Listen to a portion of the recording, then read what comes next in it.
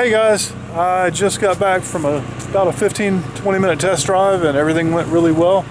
So temperature's staying low. We're going to go check it. I actually haven't looked at temperature in about 10 minutes, but just have it idling. And I'll just walk you guys around and show you where things are on the 49.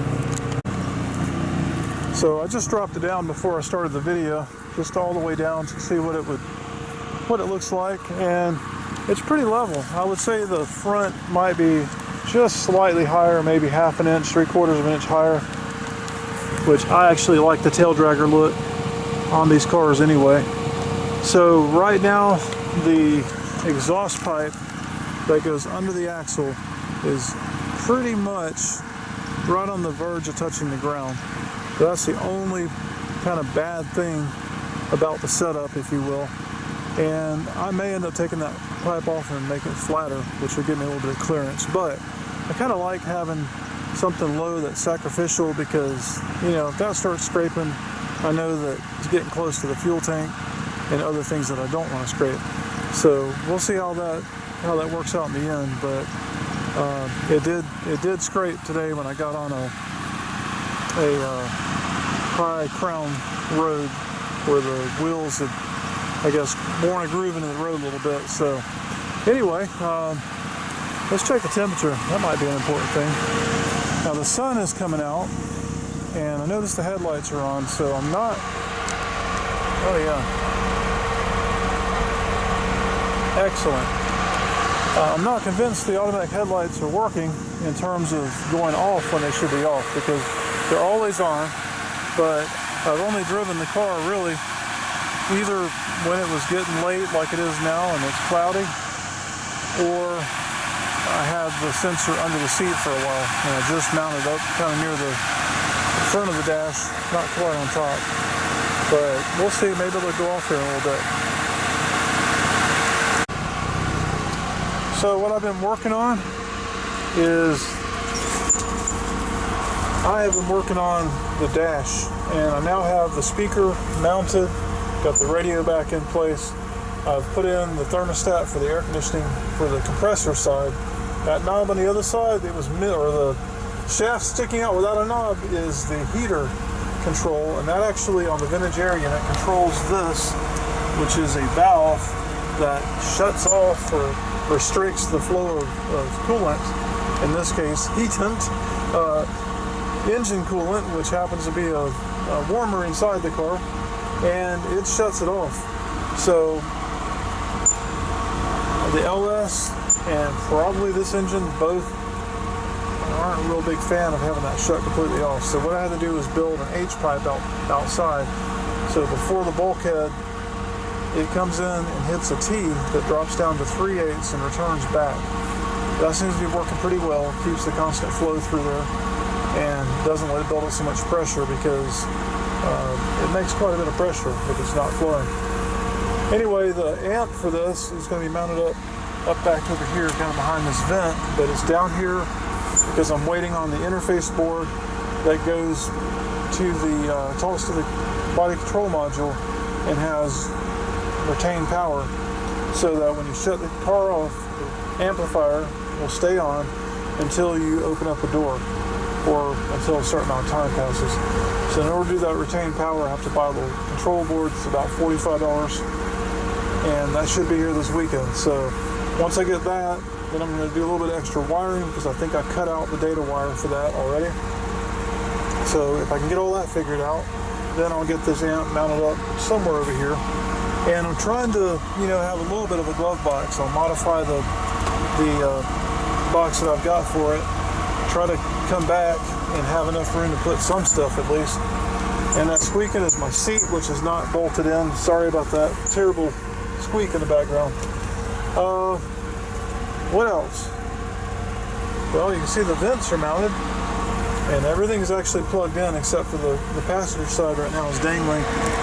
And the reason for that is I went ahead and installed that valve last night. I needed to get to it. I'll just leave it on hook for now. So that'll run across. Still got to do the AC hoses.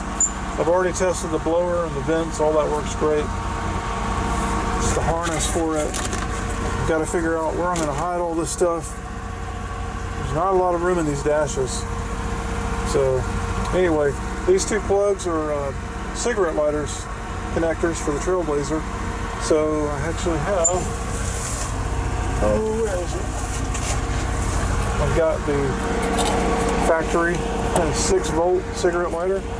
Let's just hope it heats up faster and doesn't actually blow up. But I won't actually use that anyway. It's going to be for charging a phone or radar detector, but that piece fits in there, which is good. But on the driver's side vent is actually in place of the headlight switch. I do not have headlight switch in this. I actually have the Trailblazer switch down there, which is going to be stuffed up inside the dash. I will be able to manually reach up and control the headlights, but hopefully they're going to work perfectly fine with the automatic headlight sensor, and then it's just going to be cool. Alright, and this is with it aired all the way up, which is kind of funny because it really does. It looks very stock in this, and you can see I've got amazing ground clearance in that configuration, so yeah, pretty good with that. Plenty high enough. And the nice thing is I can now just drive it in and put it right on the lift and not have to worry about doing crazy things to get up on the lift like I did before. So what have I got left to do on here? I've got to get the fan sorted out right now. That's my fan switch.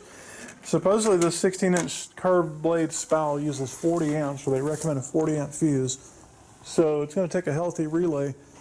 I'd really love to have one of the factory relays do it, like the one that controls the air injection pump at startup. There's a way of making it work with this computer, but I think it probably requires a complete change of the tune, and I'm not willing to do that right now. If I was turbocharging it and wanted to go through all the trouble of tuning, it'd be a different story, but factory tune rules, and that's what I'm trying to leave in place. So I may just have to buy one of those hateful in-radiator thermostat kits, or I could, I guess, to get something that tees off of the temperature sensor in the engine.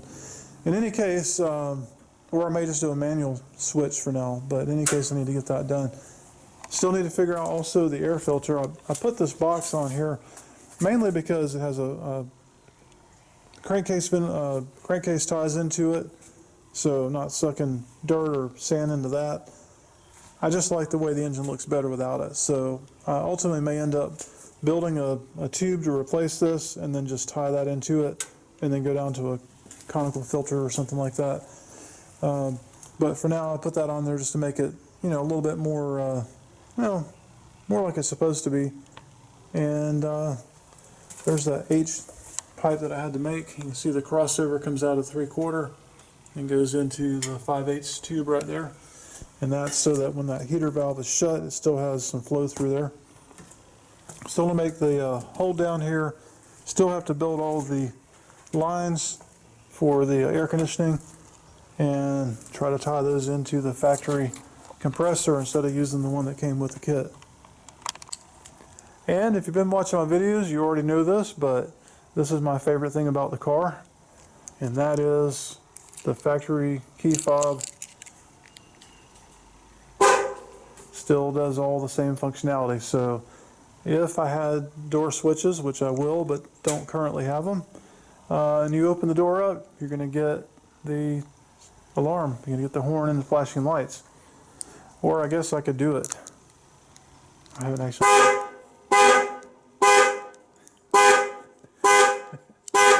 Oh, Lordy. And I don't know how to undo it. Okay. Also, you have your unlock,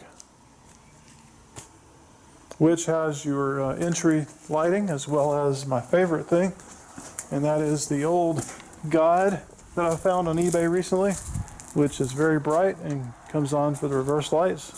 Just absolutely love that.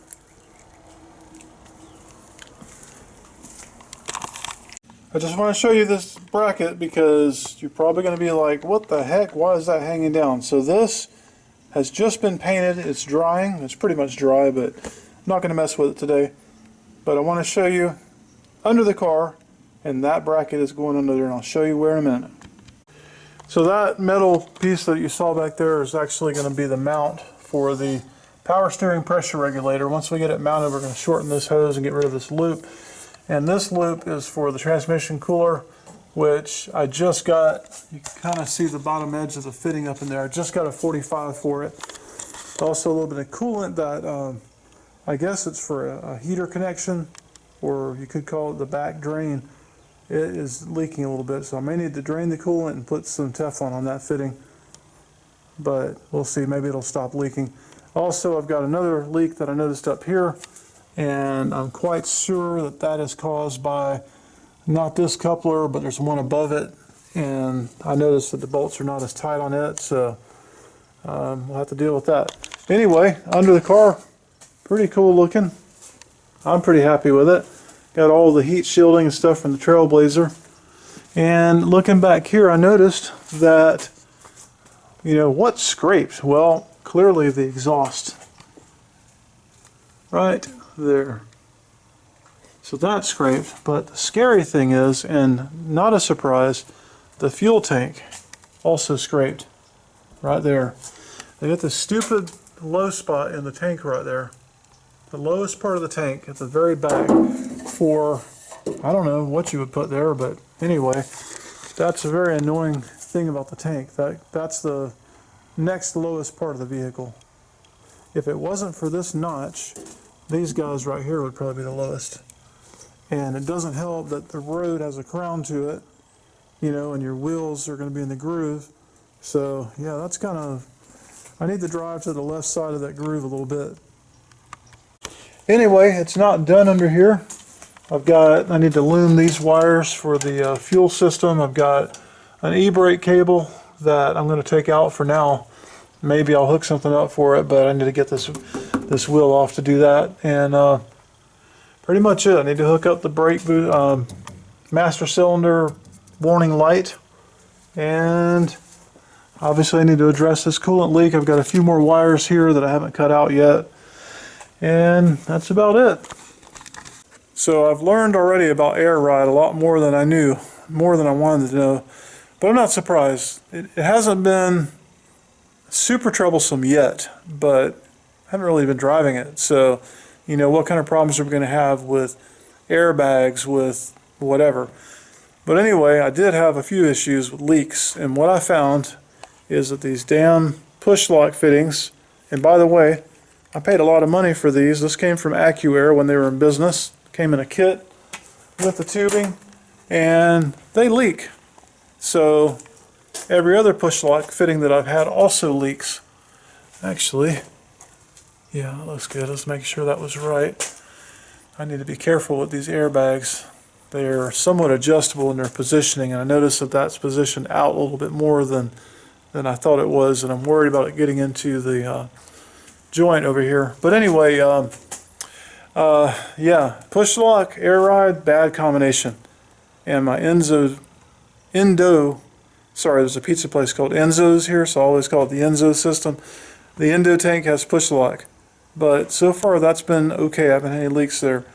But I am converting over to compression all the way around. So I've already done this bag over here because it had a pretty good leak. And what I do now is I just have a compression fitting here that I can disconnect to pull the whole bag out. This is a push lock over here. And just in the time from 20 minutes ago when it was sitting outside, and I aired it up all the way, and then I drove it in the shop and went to put it on the lift. When I went up with the lift, this side had already dropped about 2 inches. And when the lift came up, it hit that side and leveled the car out, and then the car started going up. So yeah, I'm definitely going to be glad to get rid of those. Save yourself some trouble, guys. Just go straight to compression fittings. Forget about the push lock stuff. It's cool from a standpoint of, oh yeah, you can just plug it in and push the thing and release it, but it's been nothing but trouble for me. So my goal is to get that car home this weekend. I want to drive it to my house Saturday at the latest. Friday would be better. But in any case, we're going to try. We're going to try to drive it down there, cruise around town for the weekend, and drive it back without breaking down. So hopefully that'll work out. All right, and before I go, just want to talk about the IROC for a minute. So I now have, as you can see on there, RCC gaskets, so rubber-coated copper gaskets. And I compared the gasket to the ports on the heads, which are Vortec fast burn. They're pretty close. If you push the gasket all the way up against the bolts from the bottom, the top of the port lines up great. The bottom, just a tiny little bit of overhang. Now on the headers, different story. If you line the bolts up, thankfully the top is fine. The top is very nicely aligned. The bottom is not. So that means that these ports are bigger, that the head is ejecting out something like this, and then if you look at the bottom, there's about 1/8 of an inch. So these are bigger than the head ports. But that's fine, that's great, because it could be worse, right? It's not hitting a wall coming out of the heads. We're good to go. So I just hope they seal, you know, and that these things, now they've been machined, that they're going to seal better, and all the bad things in life are gone for once with this car. It would be great. But we're going to give that a shot. I just need time. You know, it's just an issue of who has time. I don't. So I've been taking a lot of my free time up here at the shop to the extent that I'm getting a little bit tired of it at this point. So I'm kind of ready for a break from working on cars. If I get that to drive, then that'll be a long step towards that goal. So that's kind of where we're trying to get to. Hey, it's still daylight. That's a good sign. So anyway, maybe I'll upload some more videos soon. Thanks for tuning in. Catch you guys later.